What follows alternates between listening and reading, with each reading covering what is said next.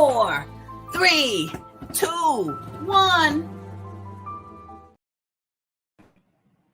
All right. Good evening, good afternoon. Welcome to J.E.D.I Lunch Break Live.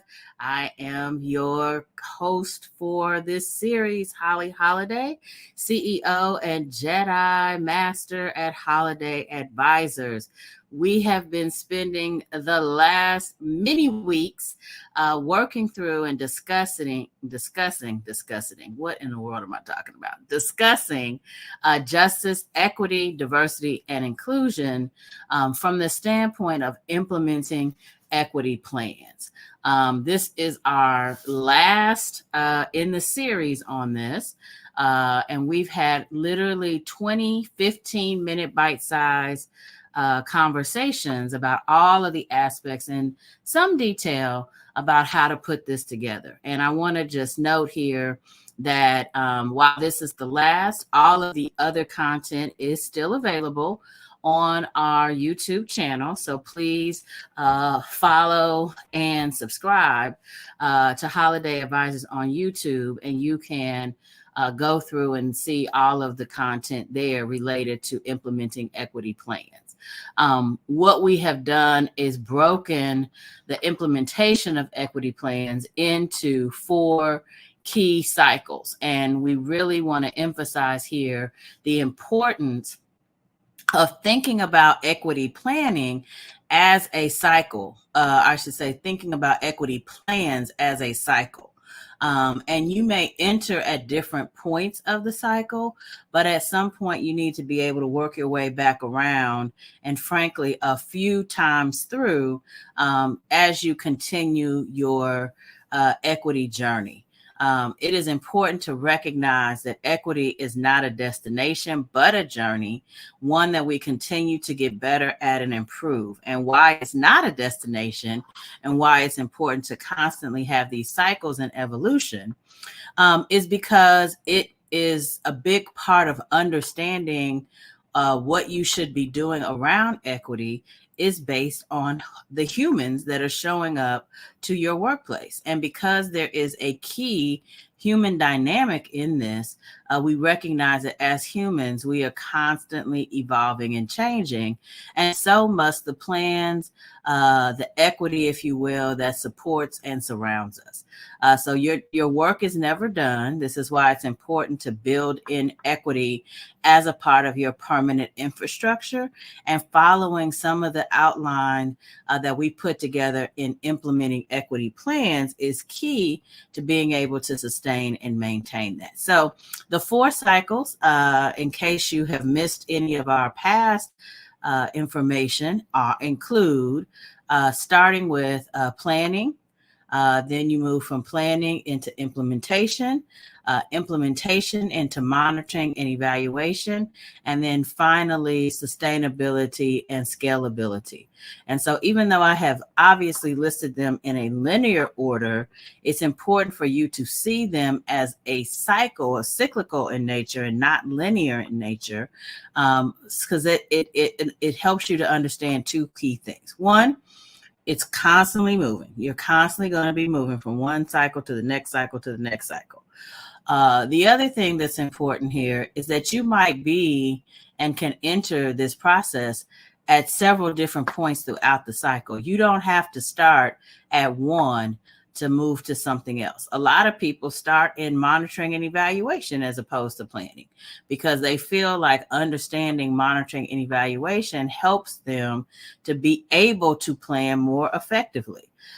Some people start with the idea of scalability or sustainability so that they can ensure that they have the resources in place to do it.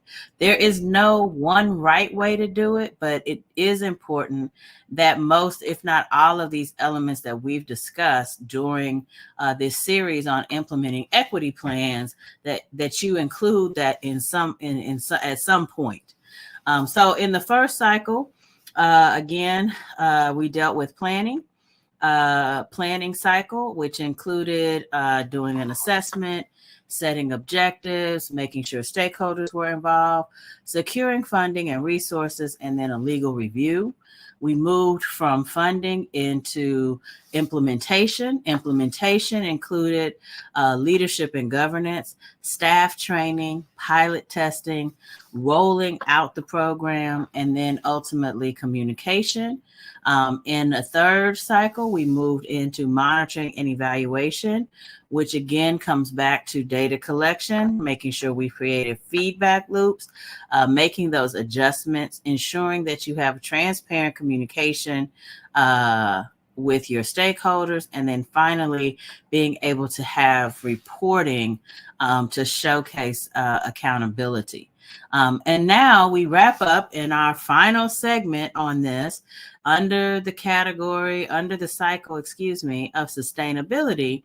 We kicked sustainability off with the documenting of best practices, the idea of ongoing funding, thinking about the consistent engagement of community and stakeholder involvement, policy integration, and today we wrap that all up with replication.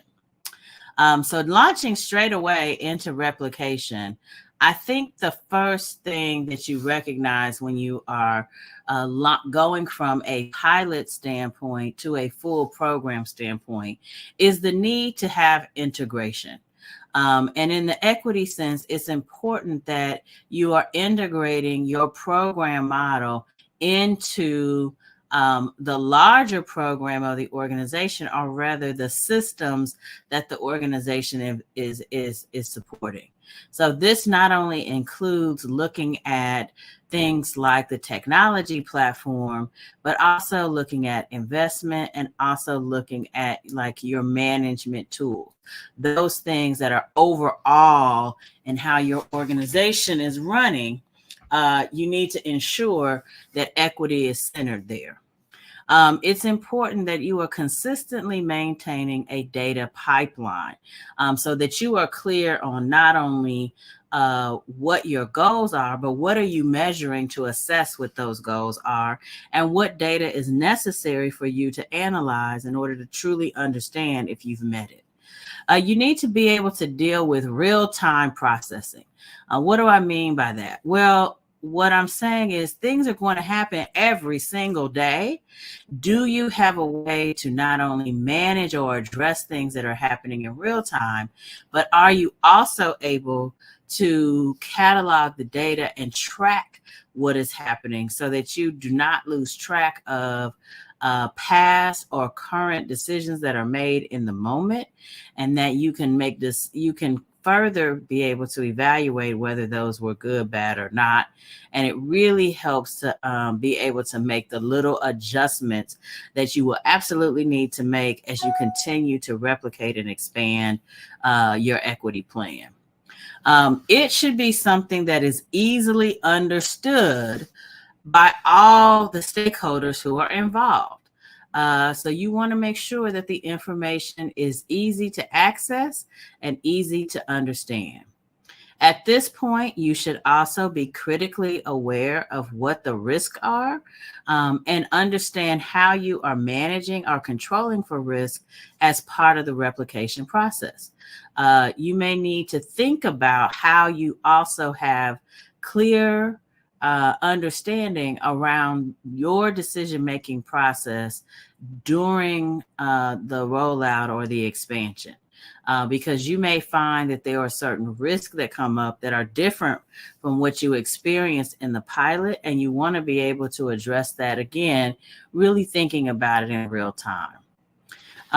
It's important that you think about the deployment of this whole thing, making sure that you have done a proper assessment, which is measurement and assessment, which is part of the third part of the cycle before, and really think about making sure that you're bringing people into it, that you are ensuring that everyone is aware of what has happened, that they're aware of when it may start to impact them and what they should be doing in the new expansion of the plan.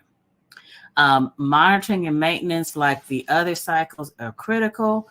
And I'll end with this. And we discussed this, of course, when we looked at monitoring and evaluation. But in order to be on top of some of these things, like risk management, like the transparency, like being able to address problems and work in real time, a big part of that is going to be ensuring that you have appropriate feedback loops. Now, feedback is not just you broadcasting out what you think and what you want other people to know. Feedback is also being able to take in critical information, and not just through a survey, but that you have a number of avenues for people to give and provide feedback. Well, it looks like we have finally made it to the end of this series. As I mentioned, it's been about 20 weeks. I think we have about 19 different episodes on this. So you can see we have stretched it out. But the good news is, like everything that we do on J.E.D.I Lunch Break Live, we have broken it down into 15-minute digestible bites. We are going to be doing so while this is coming to a close as it relates to implementing equity plans, which has really leaned into what organizations can do, please know that we have some really exciting content coming up that will help to address, to talk about how you show up individually within a J.E.D.I mindset. We're also going to have, as we think about future content, we'll be bringing in and highlighting other DEI professionals and experts.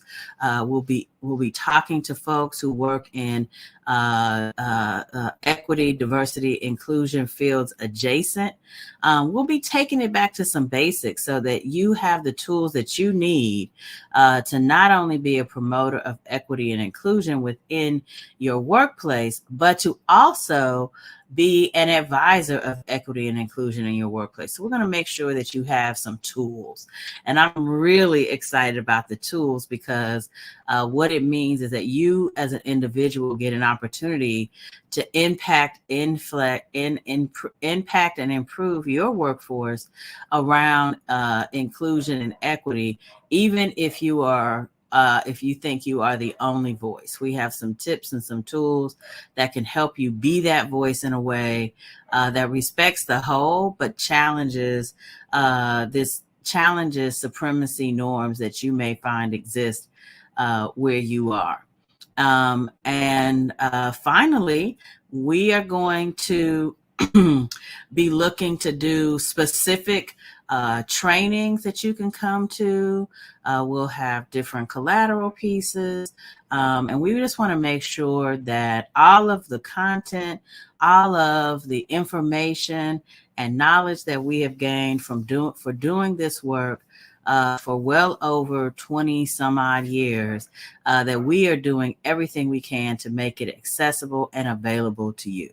So if you haven't done so already, please take this time to like, follow, and subscribe at Holiday Advisors, where you can find us on YouTube, on Instagram, on Facebook, and LinkedIn at Holiday Advisors. Please check for us in all the spaces, and know that when you do, you'll be rewarded with not only great content, but it'll be a way to connect with us. Now, if that's not enough, and you feel like you need to have more of a direct approach, well, our email is always open and available to you. So if you're looking for additional insight, or maybe you just want to schedule some time with me, please feel free to email that information to J.E.D.I, J-E-D-I, at holidayadvisors.com. Until next time, this has been Holly Holiday, your J.E.D.I master at J.E.D.I Lunch Break Live. Don't forget, like, follow, and subscribe.